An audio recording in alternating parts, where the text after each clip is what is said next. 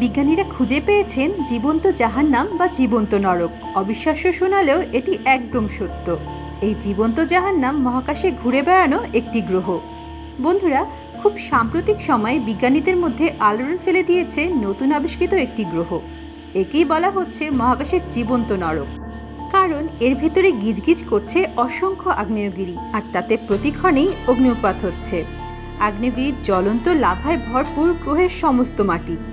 বন্ধুরা, এই বিশেষ গ্রহটির নাম দেওয়া হয়েছে LP 791-18D। এটি কিন্তু আমাদের পৃথিবী থেকে অন্য গ্রহ নক্ষত্রের অনুপাতে খুব বেশি দূরে নয়।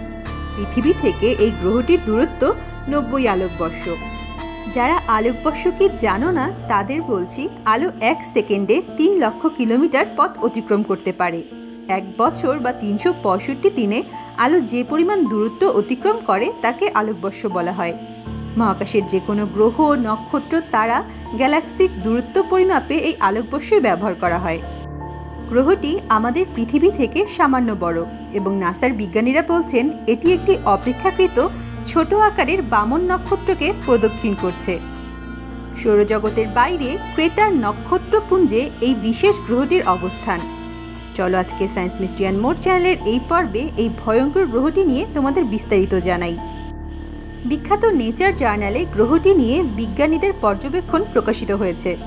বিজ্ঞানীরা বিভিন্ন ছবি ও তথ্যের ভিত্তিতে ধারণা করছেন এই ভয়ঙ্কর গ্রহে রয়েছে অগণিত আগ্নেয়গিরি।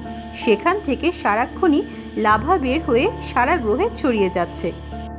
মহাকাশ থেকে বিভিন্ন শক্তিশালী টেলিস্কোপের সাহায্যে বিজ্ঞানীরা সেই আগুনের স্ফুলিঙ্গ দেখতে পেয়েছেন। আগুনের তাণ্ডবে যেন নরকের মতো মনে হচ্ছে এই নতুন আবিষ্কৃত গ্রহটির চারপাশ। তাই বিজ্ঞানীরা গ্রহটিকে নরক বলেছেন। TSS বা ট্রান্সিটিং এক্সোপ্ল্যানেট সার্ভে স্যাটেলাইট এবং স্পিটজার স্পেস টেলিস্কোপের মাধ্যমে এই গ্রহটিকে আবিষ্কার করেছেন বিজ্ঞানীরা। বিজ্ঞানীরা মনে করছেন গ্রহটি যদি ভূতাত্ত্বিকভাবে সক্রিয় হয়ে থাকে তবে হয়তো এতে বায়ুমণ্ডলের অস্তিত্ব থাকতে পারে। তবে তারা নিশ্চিত হতে পারেননি, কারণ নিশ্চিত হতে আরও পর্যবেক্ষণ দরকার। এখনও এমন কোনো মহাকাশযান বা প্রযুক্তি আবিষ্কার হয়নি যার সাহায্যে মানুষ 90 আলোকবর্ষ দূরে থাকা কোনো গ্রহে যেতে পারবে। একমাত্র শক্তিশালী টেলিস্কোপের সাহায্যেই আমরা এই গ্রহ সম্পর্কে কিছুটা দেখতে ও জানতে পারি। এখন অনেকেই হয়তো কৌতূহলী হয়ে জানতে চাইবে, মহাকাশে এটাই কি সর্বোচ্চ আগ্নেয়গিরি সম্বলিত গ্রহ, নাকি আরও এরকম গ্রহ আবিষ্কৃত হয়েছে? বন্ধুরা, আমাদের পরিচিত সৌরজগতের মধ্যে এত অসংখ্য আগ্নেয়গিরি সহ কোনো গ্রহ আবিষ্কৃত হয়নি, কিন্তু একটি উপগ্রহ আবিষ্কৃত হয়েছে যেটির নাম হচ্ছে লো বৃহস্পতির উপগ্রহ।